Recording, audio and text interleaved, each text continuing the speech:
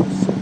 So, so I think we're building together Pittsburgh could have the next phase of substance.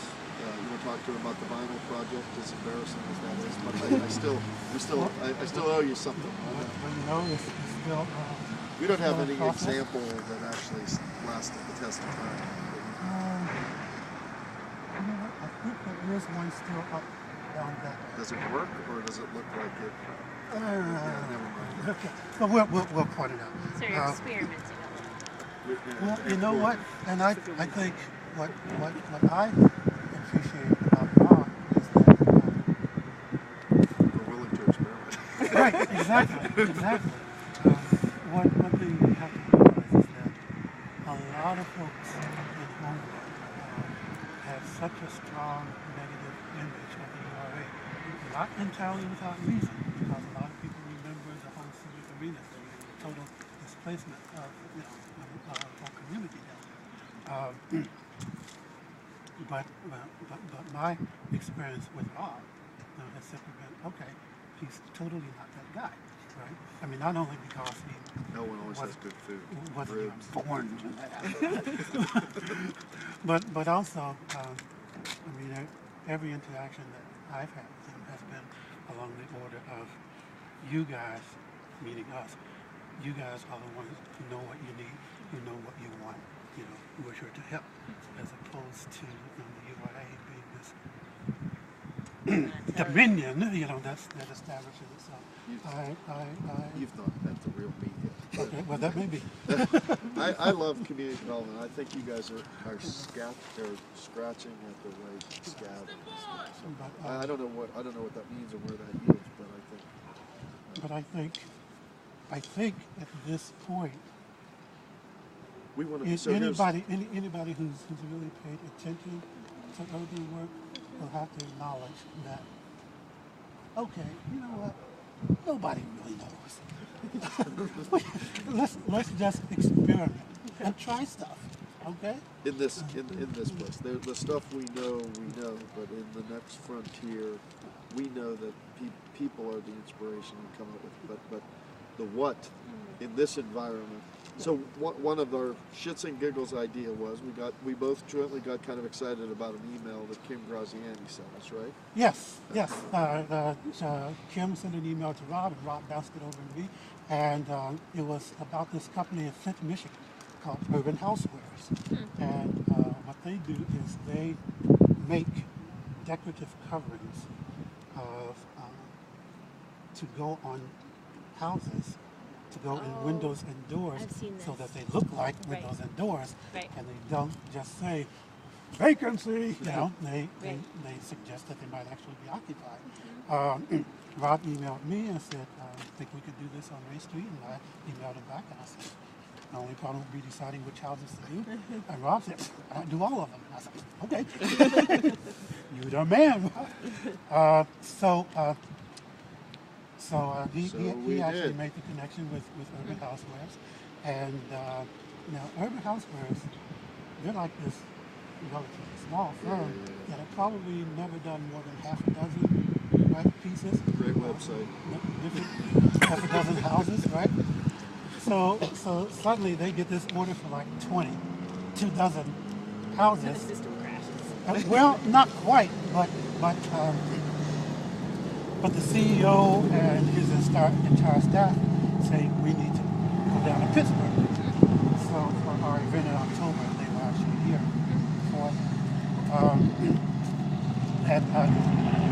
so it was a crazy couple of days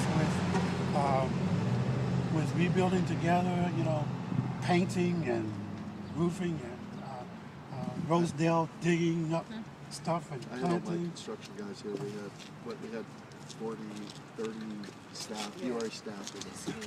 Yeah. And people paid leave, which they love. Cool. They are more than welcome.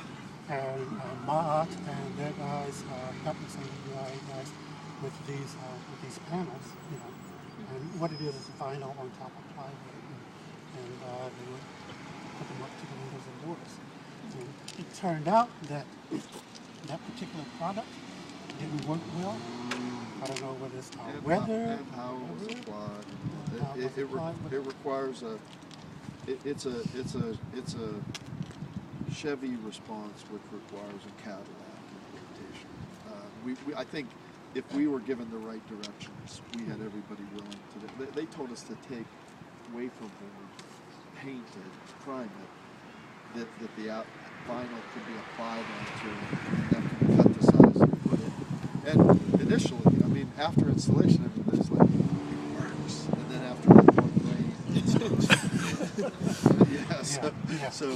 And then we go back to my construction guys are like, you need to have signboards. It needs to, they make a recommendation about the adhesive, the board, and its installation. And we went from a $7,000 volunteer effort to a $30,000 implementation, which I still think we could pull off, but we got to see if Home Depot might donate us the boards and the adhesive.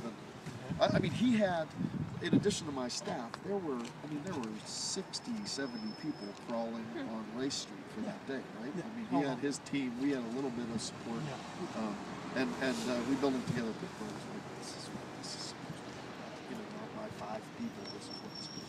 And then Diane comes and bona fide landscaper. Yes. Just stepping in the perfect ways. We're working on a house, and the woman is loving every last bit. So Diane is clearing out the forest next to her, and in the front yard. So it was exciting. So we are still in communication with urban housewares, and we got to figure out how to make that good. Yeah, we'll work it out. The other thing that just popped into oh, we can walk. That's all. Waiting for some confusing. You're familiar with the Revitalize Trust? I know. Okay. So we had a vision meeting, for lack of a better term, back in November. We invited folks from the street to come to the church, and I gave everybody Sharpies and big pieces of paper, and divided them up in small groups and asked them to just think about, talk about, scribble, draw the answers to the question, what does Race Street look like in the year 2020? And a couple of groups mentioned that Race Street used to be a tree-lined street, and that they wanted to see that again. That's going to start to happen. That white dot is going to be a tree. And we got a letter from Revitalize a couple of days ago. Don't know exactly how many, because part of what's happening is that they do from in front of the city on it, but we can that's it. We're going to check on the A lot.